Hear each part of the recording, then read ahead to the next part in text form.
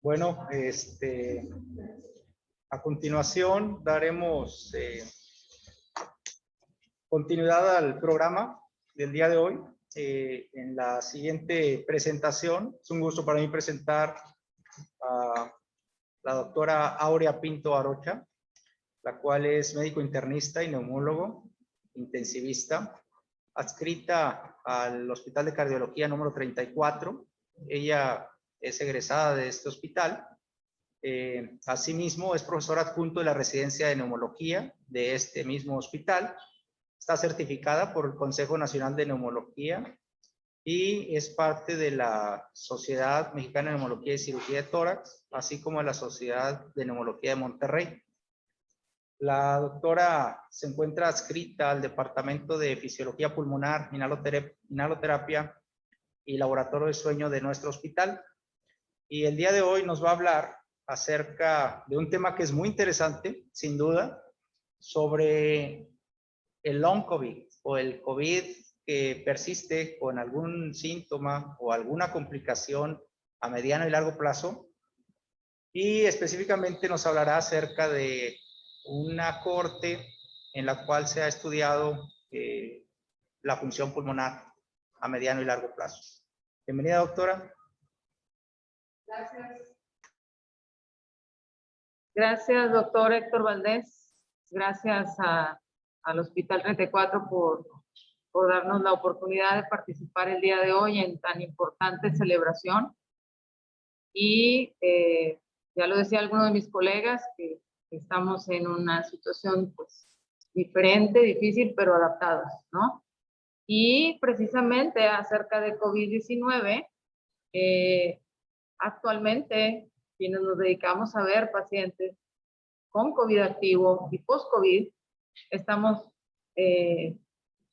experimentando la necesidad de estar viendo pacientes con secuelas de COVID-19, no solamente pulmonares, sino en muchos sentidos, y además estar tratando o atendiendo pacientes en la fase aguda, lo cual ha hecho más compleja nuestra labor y, por supuesto, más necesaria. Esto concluye en que tendremos que tener y adaptarnos a esta situación nueva de tal manera que podamos establecer el mejor tratamiento para los pacientes en todas sus dimensiones.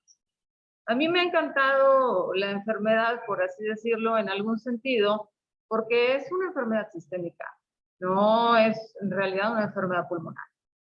Si bien el órgano que compromete la vida del paciente son los pulmones, precisamente pues por ser los órganos más vascularizados del organismo, y pues por los estragos y secuelas que hemos estado viendo, lo que puede ocasionar un síndrome de insuficiencia respiratoria de adulto, pues realmente el alcance de la enfermedad va mucho más allá del área pulmonar. Y otra mentira o otra mala idea que se ha tenido acerca de la COVID es que es una enfermedad aguda. En realidad, nos preguntamos en este momento si COVID en realidad es una enfermedad crónica, y ahorita veremos a qué me refiero con esto. Vamos a ver algunos hallazgos en las pruebas de función pulmonar que hemos hecho en estos pacientes en nuestro servicio y que forman parte actual de un trabajo de investigación.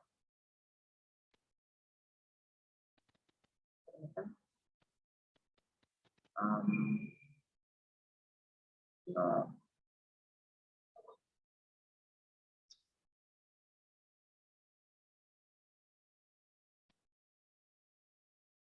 Quiero avanzar. Gracias. Me voy diciendo, ingeniero, gracias. La primera situación a la que nos enfrentamos en el COVID-19 long COVID o prolongado es a la definición. Y entonces encontramos varias definiciones, como COVID-19 largo prolongado, COVID-19 post-agudo, síntomas persistentes a COVID-19, COVID-19 crónico, manifestaciones post-COVID-19, efectos a largo plazo de COVID-19, COVID-19 ongoing o en curso, secuelas a largo plazo o secuelas postagudas de infección por SARS-CoV-2. Entonces, este es un inicio de lo complejo que resulta el atender pacientes después de la enfermedad activa. De tal manera que, como ven en todas estas definiciones que he dicho, no se ha establecido si alguno o más factores pueden cambiar la definición o si alguno o más factores aumentan significativamente el riesgo de desarrollar efectos a largo plazo, que es finalmente a lo que se refiere el long COVID. El efecto a largo plazo después de la enfermedad activa. Para Nalbandian, esta definición de COVID posagudo la divide en dos partes y vemos en la diapositiva cómo la parte aguda, este grupo de investigación define durante las primeras 3 a 4 semanas el COVID agudo y es hasta la tercera o cuarta semana después del inicio de los síntomas donde establece que el paciente que tiene síntomas y que no se deben a alguna otra enfermedad y que son solamente atribuibles a COVID, van a constituir el COVID subagudo y después de la semana 12 y que se puede extender hasta 6 meses. Algunos estudios ya se han extendido a más allá de 6 meses. Corresponderían estos síntomas a COVID crónico siempre y cuando no haya algún otro padecimiento que explique la sintomatología del paciente. Y entonces tenemos que fatiga, disminución en la capacidad para hacer ejercicio, en la calidad de vida, debilidad muscular, dolores articulares, son uno de los síntomas principales que el paciente que ha tenido COVID puede presentar. Y aquí está muy bien representado gráficamente con una persona en silla de ruedas. Y nosotros al estar en un área de fisiología pulmonar donde hacemos pruebas de función respiratoria, los pacientes que nos envían porque todavía persisten con síntomas, pues nos han llegado un porcentaje bastante importante de pacientes con una dificultad tal para hacer sus actividades cotidianas e incluso para caminar, pues en silla de ruedas. Y de los síntomas respiratorios, los 3 síntomas definitivamente más comunes son disnea, tos o bien dolor torácico o el requerimiento de oxígeno persistente. Y esto en muchas de las ocasiones está dado por el daño pulmonar que ya hemos visto que puede ocasionarse después del COVID, incluso con la generación de fibrosis pulmonar progresiva, la entidad ya descrita claramente. Fíjense, uno de los síntomas más frecuentes son las alteraciones neurocognitivas y del afecto. Ansiedad y depresión, alteraciones del sueño, síndrome de estrés postraumático, alteraciones cognitivas, específicamente alteraciones de la memoria reciente, que son muy comunes en COVID, y dolores de cabeza generalmente intermitentes. Que si bien muchos de estos síntomas van a ir cediendo con el tiempo, tenemos pacientes que incluso ya les puedo comentar por lo que nosotros vivimos en el Departamento de Fisiología Pulmonar, que incluso al año persisten con estas alteraciones. Han perdido la capacidad o han ido disminuyendo su capacidad de concentración, su atención, o algunos a lo largo de los meses todavía no recuperan el olfato o el gusto. Palpitaciones y dolor torácico son síntomas cardiovasculares muy comunes. Si bien hasta 70% de los pacientes con COVID agudo presentan miocarditis, hemos encontrado que pacientes después del episodio agudo siguen teniendo sobre todo taquicardia sinusal e incluso algunas arritmias de alta respuesta ventricular. También se han encontrado datos ecocardiográficos consistentes con fibrosis miocárdica. Obviamente el aspecto hematológico es algo que no solo está presente en la fase aguda, sino que hay un grupo de pacientes que ya lo mencionaba el doctor en su plática, pacientes que tuvieron un evento severo un COVID severo, que les predispone a seguir desarrollando episodios trombóticos después de la enfermedad aguda. La enfermedad renal crónica, pues generalmente es algo que puede prevenirse, ya que los pacientes que hicieron falla renal aguda por diferentes motivos, algunos de ellos asociados a pérdidas gastrointestinales por diarreas profusas, otros de ellos por haber estado en el grupo de pacientes críticos y conformar como parte de la falla orgánica, la falla renal, que es una de las más comunes.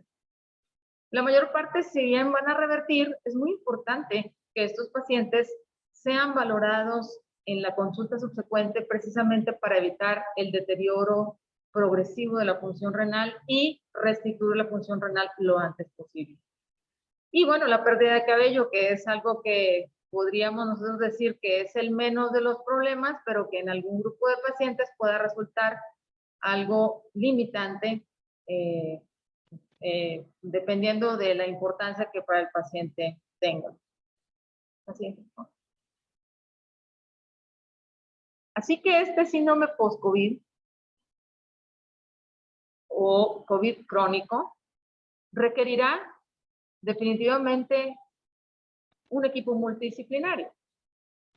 Y según estos autores y según también el consenso español, que ya publicó sus directrices y publicó sus recomendaciones, requerirán entonces estos pacientes tener una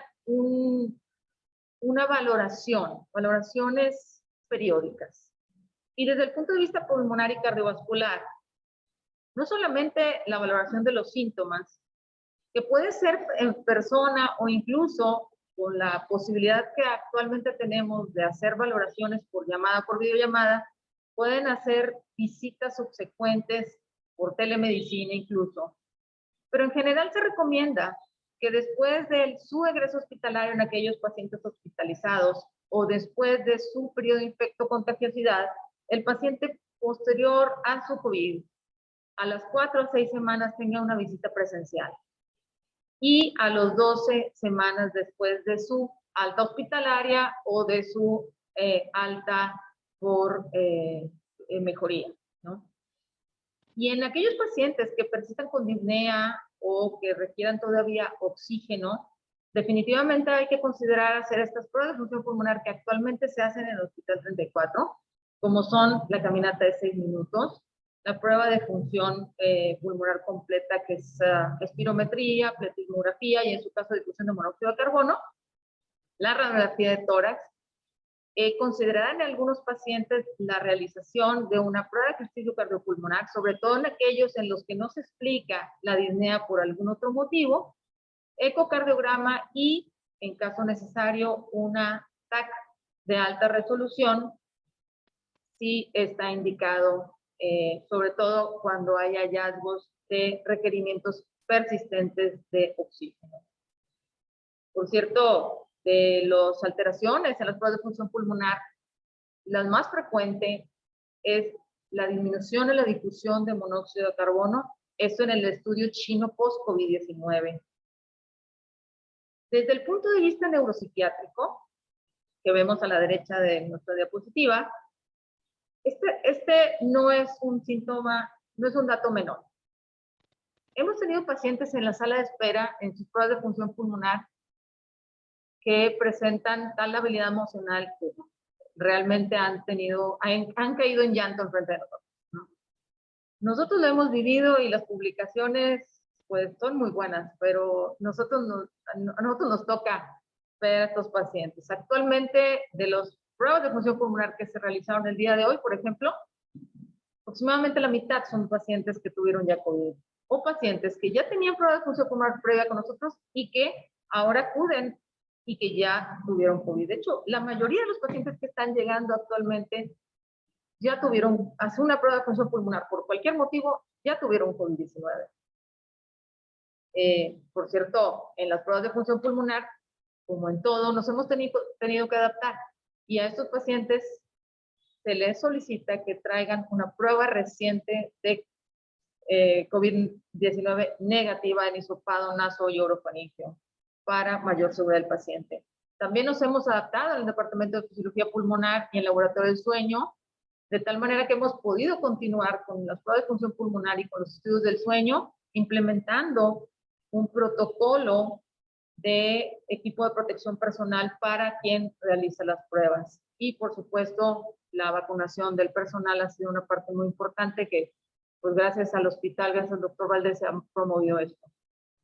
Pero regresando al área neuropsiquiátrica, ansiedad, depresión, síndrome de estrés postraumático, alteraciones del sueño y déficit cognitivo son síntomas sumamente frecuentes. Y por lo tanto, estos pacientes deben ser valorados para una valoración neuropsiquiátrica si así corresponde. Al hematólogo, bueno, en el aspecto hematológico, considerar si debemos de extender la tromboprofilaxis para pacientes con alto riesgo de presentar eventos trombóticos o síndrome trombomólico venoso posterior al COVID. Y bueno, por supuesto, en el aspecto renal, ya lo mencionamos, y considerar rehabilitación. Una rehabilitación temprana, educación al paciente, y algo muy importante que nosotros sí hemos hecho es enrolar pacientes en estudios clínicos de investigación. Esto es muy importante porque nosotros podremos leer lo que hicieron el estudio post-COVID en China, el estudio post-COVID italiano, el estudio post-COVID de Reino Unido, incluso el consenso de la CEPAR, pero nosotros tener nuestras propias investigaciones creo que es lo mejor que podemos hacer para aplicarlo a nuestra población. Siguiente, por favor. Ahí está. Fíjense, estos son actualmente los estudios que están en proceso acerca de las secuelas post-COVID-19. Y vemos aquí, por ejemplo, en el listado, la pregunta general de investigación. ¿Cuáles son las secuelas a largo plazo del COVID-19? Tiene por lo menos 7 estudios actualmente. Otros, ¿cuáles son los efectos enzimáticos, inmunológicos, metabólicos y radiográficos? Otra pregunta de investigación que dio lugar a varios estudios que están en proceso es ¿cuáles son los efectos a largo plazo del COVID-19 relacionados a la calidad de vida? ¿Cuáles son los efectos a largo plazo en la capacidad de hacer ejercicio? Específicamente en COVID-19, este es un aspecto muy, muy importante porque es algo que vemos con mucha frecuencia. La disminución de la habilidad especialmente para subir escaleras. En el aspecto pulmonar, este es muy importante. Son 4 estudios que están en proceso y aparte ya hay un consenso francés acerca de esto. Si hay algún papel en la terapia antifibrótica para la prevención del desarrollo de fibrosis pulmonar progresiva en sobrevivientes de COVID. Otra pregunta de investigación es si la rehabilitación realmente mejora el pronóstico en pacientes post-COVID-19. Desde el punto de vista hematológico, también, si la tromboprofilaxis extendida tendrá algún beneficio. Y bueno, desde el punto de vista cardiovascular, desde el punto de vista neuropsiquiátrico, es una amplia lista que se está desarrollando precisamente acerca de este gran tema que es post-COVID o COVID-19. Vean este estudio. Este estudio es una cohorte prospectiva a un año después de COVID-19 y nosotros podemos ver que hay una diversidad de síntomas en un grupo de pacientes que fueron capturados entre el 22 de febrero del 2020 y el 18 de abril del 2020. Estos pacientes, en un número de 224, fueron tanto ambulatorios como pacientes hospitalizados en el departamento de medicina de un hospital universitario en Heidelberg y se les preguntó acerca de síntomas, inicio de los síntomas del COVID y 10 a 18 semanas después para ver si había todavía persistencia de algunos síntomas.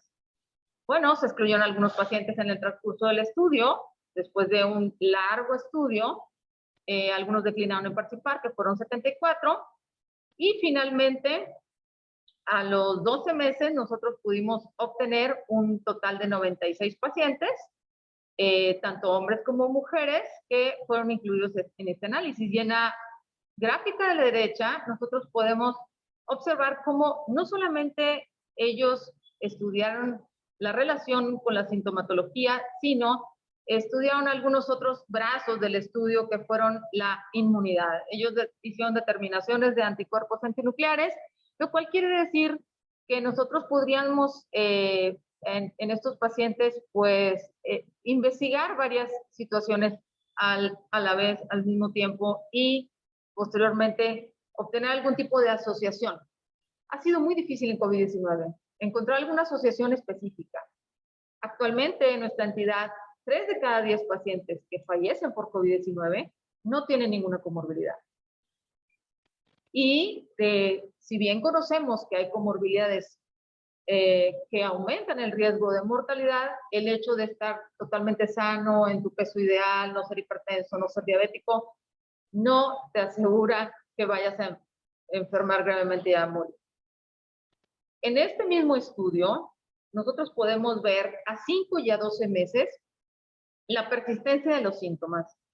Y es de notar en la columna de la izquierda cómo estos últimos 4 aspectos, que son problemas en la concentración, fatiga, voy a tratar de marcar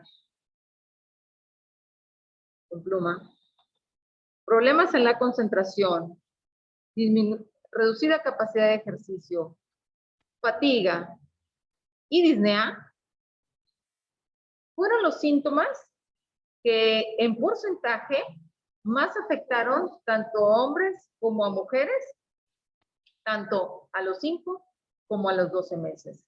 Pero vean la lista de síntomas persistentes después de COVID, que van desde fiebre y dolor faríngeo, que podríamos pensar que solamente están en la fase aguda, náusea, vómito y diarrea, hasta pues estas otras que definitivamente son relacionadas tanto en el evento agudo como disnea o fatiga. El paciente se siente sumamente cansado, con serias dificultades para ir a trabajar a veces. Y bueno, y esto ha dado, por cierto, lugar a interpretaciones diferentes en el patrón del trabajador, en los compañeros de trabajo, donde se piensa que pues el paciente, en ocasiones se piensa que el paciente está queriendo tomar una ventaja secundaria de sus síntomas, pero realmente a veces tienen mucha fatiga todavía, una reducción en la capacidad de ejercicio, y esto lo tenemos que extrapolar al contexto clínico del paciente, al contexto laboral. Nos han tocado, obviamente, desde arquitectos o gente que está en telemarketing, que solamente está sentada, pero nos han tocado camilleros de ambulancias, que simplemente no han podido reintegrarse al trabajo porque tienen una reducción en la capacidad de ejercicio. Dificultad para encontrar palabras, por ejemplo, es otro de los síntomas muy frecuentes en ellos. Bueno, ansiedad, vértigo, pérdida de cabello y bueno, una serie de manifestaciones que es larga la lista.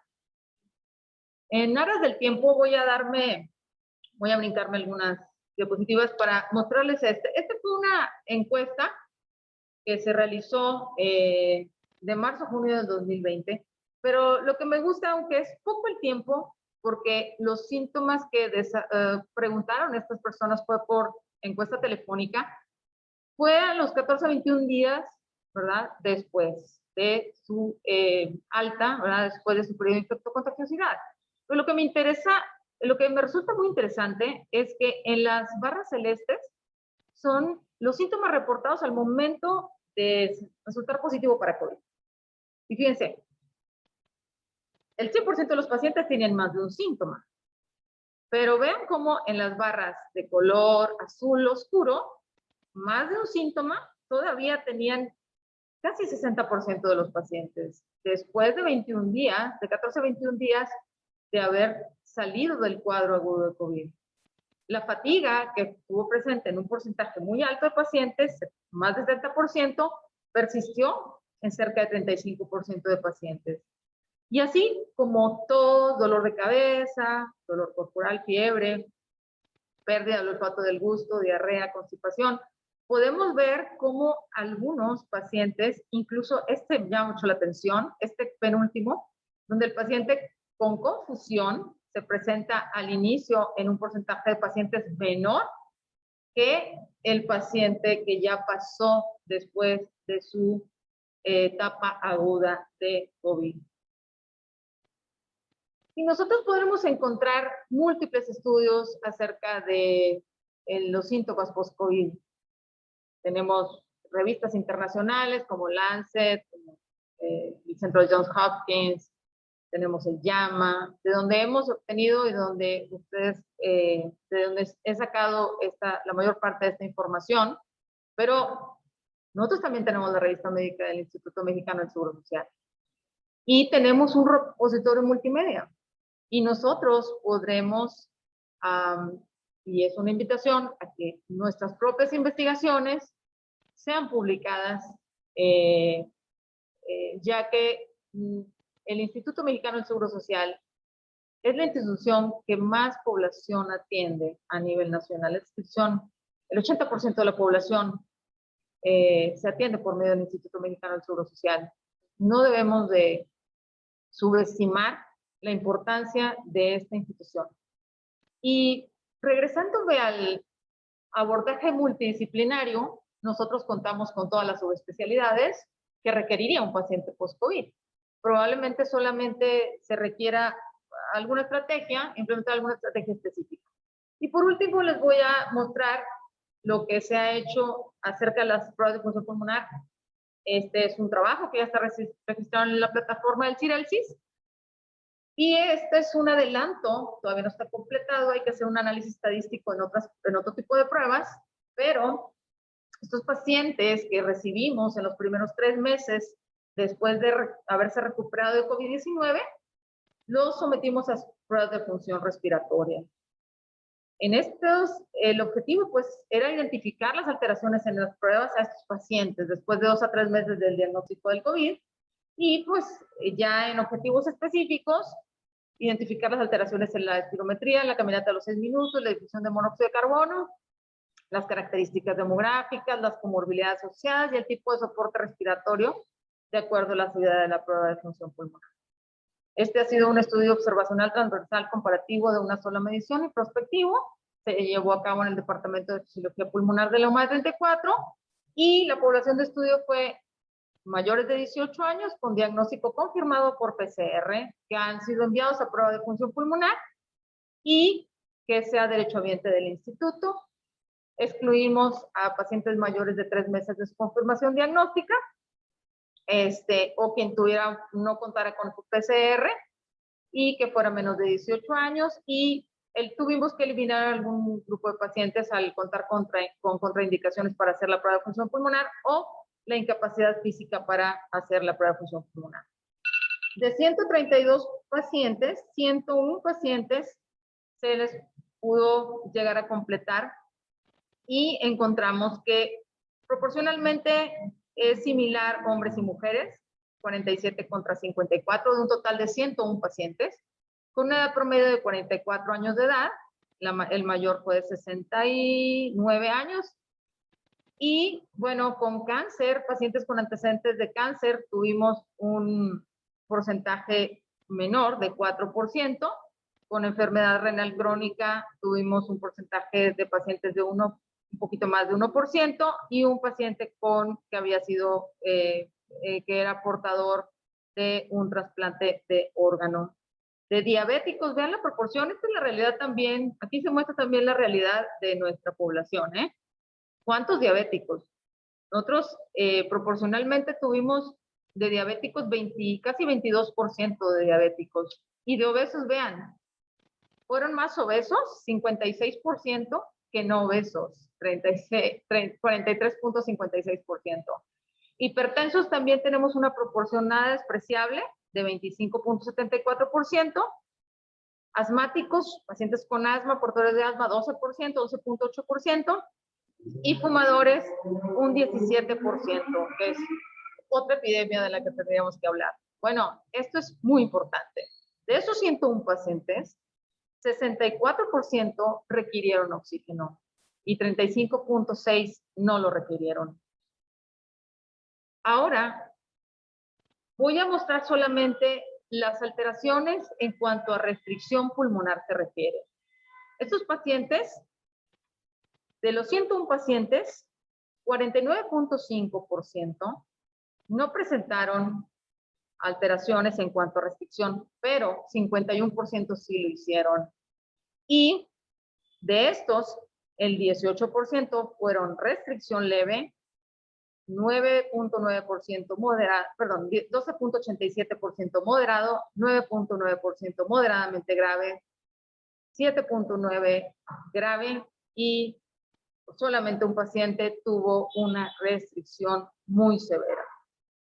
Una vulnerabilidad del proyecto es que no contamos con pruebas de función pulmonar de estos pacientes, en la mayoría previas a su COVID-19, ya que es una prueba que no se solicita rutinariamente en un check-up, por ejemplo. Sin embargo, lo importante de este estudio es que se hagan las pruebas de función pulmonar a posteriori en estos pacientes. Y nosotros vemos aquí las alteraciones.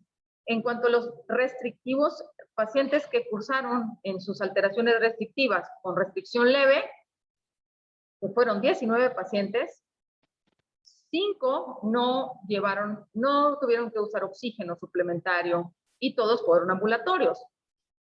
10 usaron oxígeno suplementario a flujo bajo y de esos 8 se trataron en casa con oxígeno y 2 hospitalizados. Dispositivos de alto flujo, ventilación mecánica no invasiva y ventilación mecánica invasiva, todos fueron obviamente hospitalizados y fueron 4, 0 y 0. Los pacientes que resultaron con restricción moderada fueron 13, de los cuales 2, todos ambulatorios, no utilizaron oxígeno y 8 utilizaron oxígeno a bajo flujo, pero de esos 5 fueron ambulatorios y 3 fueron hospitalizados. Y de los que tuvieron una alteración restrictiva moderadamente grave, todos, de 10, 6 requirieron oxígeno suplementario, a bajo flujo, todos estuvieron hospitalizados. Restrictivos moderadamente graves, todos estuvieron hospitalizados. Los de dispositivo de alto flujo, obviamente también. Los pacientes con una restricción grave fueron 3 y todos fueron ambulatorios. Y requirieron oxígeno a bajo flujo fueron 3, 2 hospitalizados y 1 en unidad de terapia intensiva. El único paciente que reportó una restricción muy grave no requirió oxígeno y fue tratado de manera ambulatoria. Es factible que este paciente haya tenido una entidad predisponente. Y bueno, pues el día de hoy he terminado y no sin antes decirles que si España sugiere que empiecen a generar la especialidad de urgencias e infecciosas en esta página, nosotros podríamos también generar la posibilidad de atender a estos pacientes de manera integral. Ya lo tenemos todo, pero bueno, los expertos recomiendan la creación de clínicas COVID-19. Quiero agradecer especialmente a la doctora Nancy Elena Guzmán Delgado, jefa de investigación, que nos ayudó con la realización de las tablas, al doctor Valdés López, a todos mis colegas, a los residentes todos y a mis técnicos, que son los que hacen posible estas pruebas de función pulmonar. Muchas gracias. Muchas gracias, doctora, por su brillante participación.